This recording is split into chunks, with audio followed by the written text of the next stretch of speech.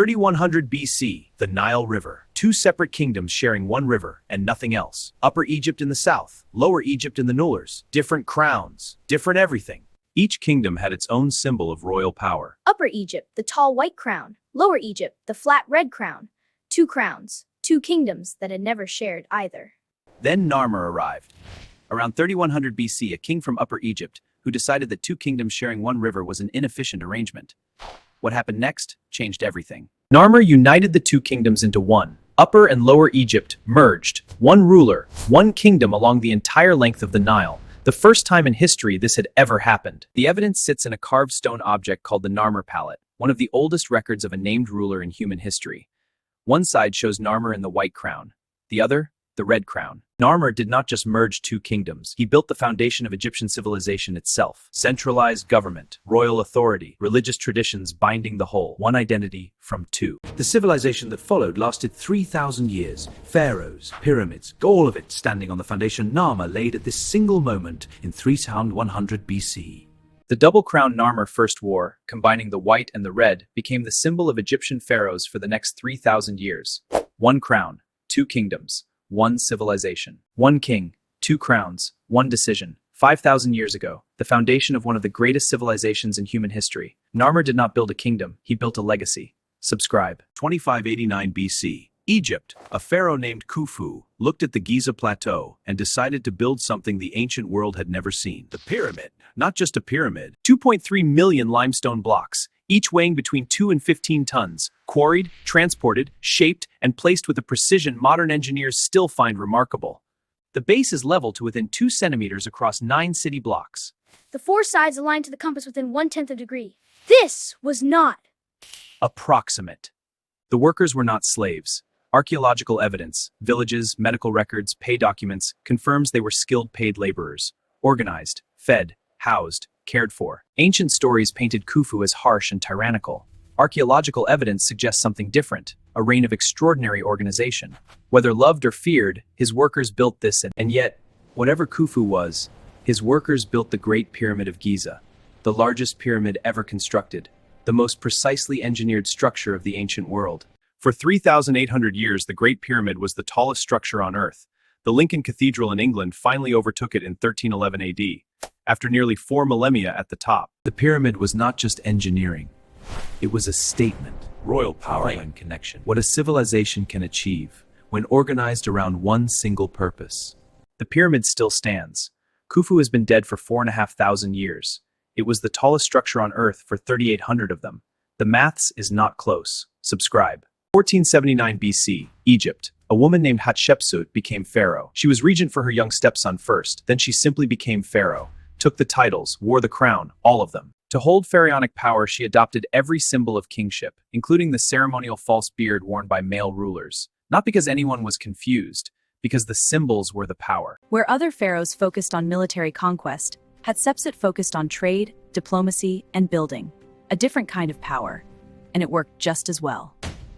Her most famous trade mission, the expedition to the land of Punt, Egyptian ships returned loaded with incense trees, gold, exotic animals, and goods Egypt had never seen. The whole thing was recorded on her temple walls. Her mortuary temple at Deir el-Bahri, 3 colonnaded terraces cut into the cliff face, is considered one of the architectural masterpieces of the ancient world. It still stands. After her death, someone began systematically erasing her. Statues smashed, images chiseled from temple walls, her name removed from inscriptions. For 3,000 years, it worked. Then archaeology found her anyway. Inscriptions in hard-to-reach places, statues buried in pits, possibly hidden by people protecting them, DNA from mummies. Piece by piece, she came back. The erasure failed.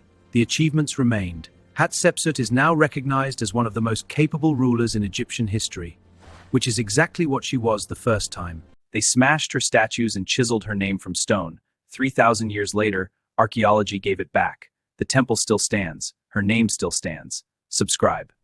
Egypt, 14th century BC. One of the most elaborate religious systems ever built. Hundreds of gods, thousands of years of tradition. Temples staffed by powerful priests everywhere. Then Akhenaten became pharaoh. He looked at all of it, Amun, Ra, Osiris, the entire pantheon, and decided Egypt would worship one god, the Aten, the sun disk. Everything else, cancelled. He did not quietly adjust policy. He closed temples, redirected priestly wealth, had other gods' names chiseled from monuments. He dismantled an institution thousands of years old. And then, as if canceling all the gods was not enough, he built an entirely new capital city from scratch, Amarna, on uninhabited desert, dedicated entirely to the Aten. The priests whose power was gone, not pleased. The people whose gods were cancelled, not pleased. The officials relocated to desert, not pleased. Egyptians were not pleased. Akhenaten ruled for 17 years. Then he died. What followed was one of the fastest religious reversals in recorded history. Egypt returned to its gods almost immediately. Amarna was abandoned. His monuments were destroyed. His name removed from records. Later king lists simply skipped his reign entirely. Egypt tried to pretend he never existed. Who was he? Genuine religious conviction or political strategy to break priestly power? Historians still argue. The evidence is incomplete, endlessly fascinating, never fully understood. He cancelled all the gods, built a city for one, got erased from history, and historians still cannot agree on why he did any of it. The most mysterious pharaoh in Egyptian history. Subscribe. Egypt. Around 1332 BC, a 9-year-old boy became pharaoh. His kingdom was in chaos after Akhenaten's religious revolution. The boy king, guided by advisors, had to fix all of it. Under his advisors, he restored the traditional gods, reopened the temples, and changed his own name from Tutankhaten to Tutankhamun. The restoration of the old order, made physical in a name. He ruled for approximately 10 years. Then he died. He was around 19 years old. The cause is still debated. Malaria, a broken leg, genetic complications, possibly all three. By the standards of Egyptian pharaohs, he was minor. Short reign, accomplishments largely the work of his advisors. History might have forgotten him entirely. Then Howard Carter arrived. November 1922, Valley of the Kings. Howard Carter's team uncovered a staircase in the sand. At the bottom, a sealed door. Behind that door, a corridor. Behind that, another sealed door. Carter held a candle through a small hole in the second door. In the darkness, gold everywhere. When asked what he could see, he said that was an understatement. Over 5,000 objects. The golden death mask, solid gold inlaid with lapis lazuli. 4 nested coffins, a solid gold innermost coffin. Chariots, preserved 3,000 years. The tomb survived because it was buried under debris from a later construction and overlooked by tomb robbers for 3,000 years. A minor pharaoh, an intact tomb.